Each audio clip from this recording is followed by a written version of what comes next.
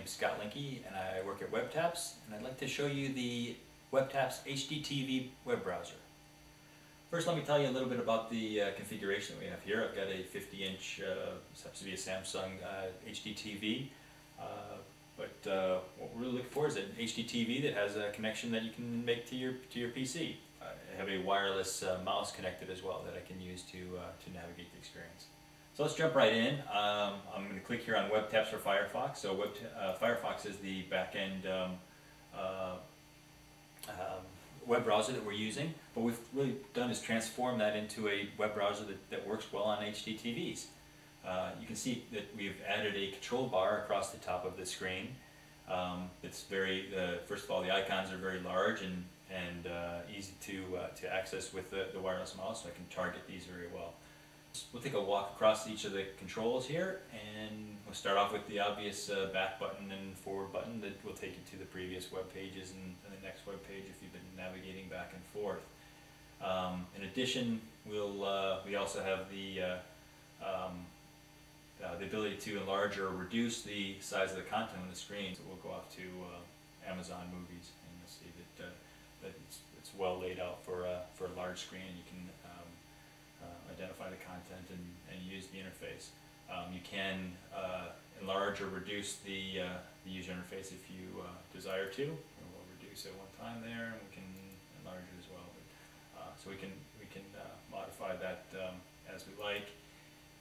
Now the other thing we have here that's unique to the WebTaps HDTV web browser is this keyboard interface. Now here I can manually bring up a keyboard, but one of the nice things about this system is that if I click on fields, the software already knows where to place the keyboard to be usable. So here I can type in any products that I'm looking for on Amazon in this case, or any videos if I know what I'd like to look at. And if I just click somewhere on the screen that's not in that text field, it automatically disappears for this one. Other screens, if you go to google.com, the traditional their web portal, the keyboard will automatically appear from the start. Now we do have the ability to manually bring up that keyboard as well if that's needed.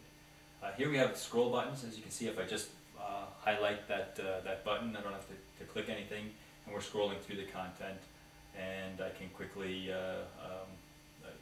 nicely read through a web page and identify the content that I'm interested in taking a look at. If I choose to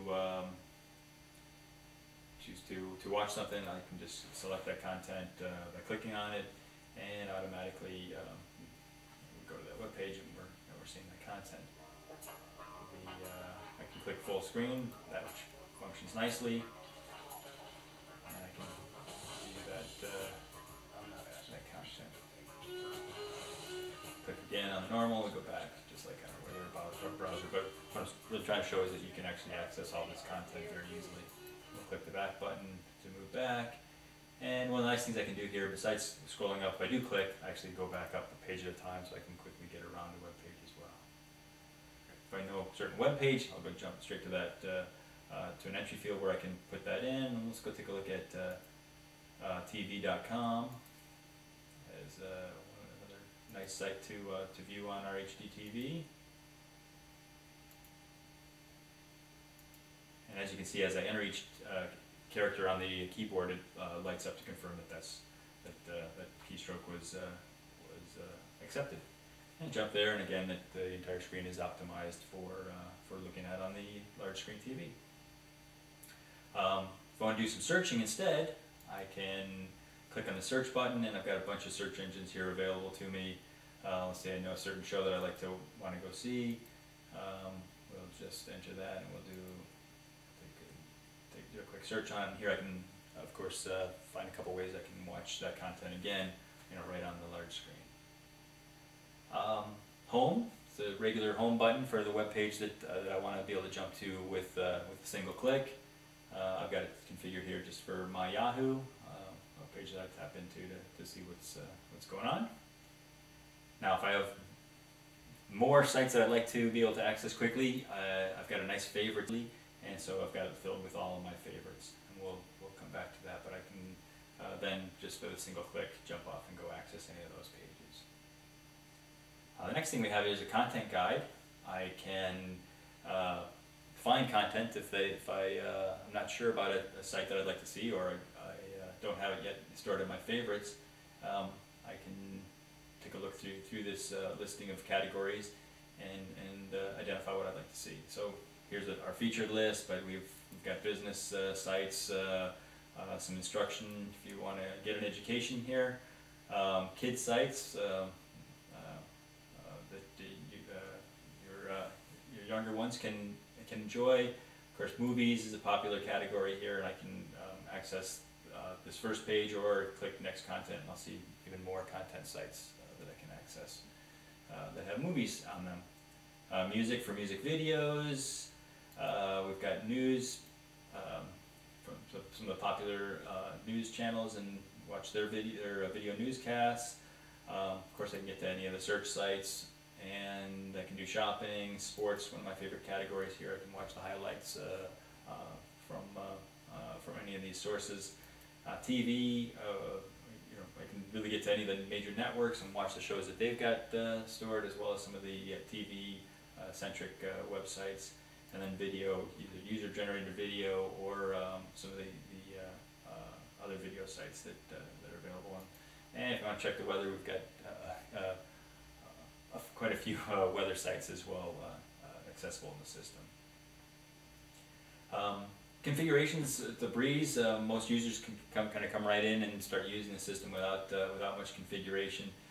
For the HDTV, I've configured it to select the HDTV mode versus the touchscreen. We have a touchscreen mode as well that allows you to use a tablet PC with the software as well. My country, I've selected USA. We're adding more countries all the time. Right now we just have a couple though. We've got USA and the United Kingdom that you can choose, and that alters what guide data is presented that's appropriate to that geography. Language, I've got English and Spanish, and more countries, more languages coming soon. That changes the control bar languages as well as the screen, these prompts and such on these other screens.